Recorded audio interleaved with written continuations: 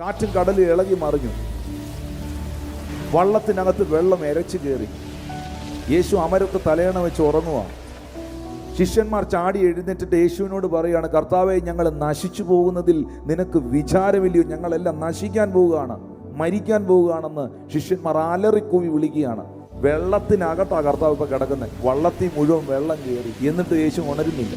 പക്ഷെ ശിഷ്യന്മാർ നിലവിളിച്ച് കിടന്ന് പറയുകയാണ്, അതാ ഞങ്ങൾ നശിക്കാൻ പോവുകയാണ്. എന്താ കർത്താവ് എഴുന്നേറ്റ് അവരെ പോലെ ബഹളം കാണിക്കാത്തെ?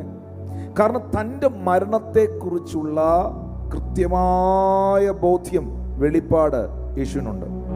ആ വെളിപ്പാടിൽ ജീവിക്കുന്നവൻ, ആ പ്രവചനത്തെ ഉൾക്കൊള്ളുന്നവൻ, അതിൽ വിശ്വസിക്കുന്നവൻ തിരമാലകളെ കണ്ട് ഭയപ്പെടില്ല.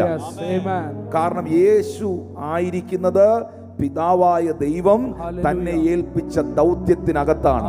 ദൈവം ഏൽപ്പിച്ച ദൗത്യങ്ങളെ പാതി വഴിയിൽ തകർക്കാനുള്ള ശക്തി സാഗരത്തിന് പോലുമില്ല.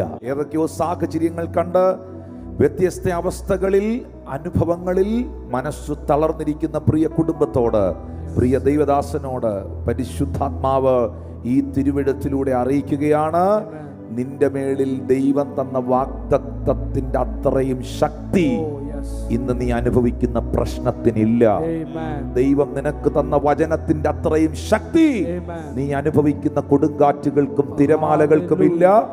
ഈ തിരമാലകളെയും കൊടുങ്കാറ്റുകളെ നീ ജയിച്ചിരിക്കും. ഈ പ്രതിസന്ധിയുടെ നടുവിൽ ഒന്ന് എഴുന്നേറ്റ് നിന്ന് ശാസിക്കാൻ, പ്രാർത്ഥിക്കാൻ തയ്യാറായാൽ ഒരത്ഭുതം നിന്റെ ജീവിതത്തിൽ കർത്താവ് ചെയ്യുവാനിടയാകും.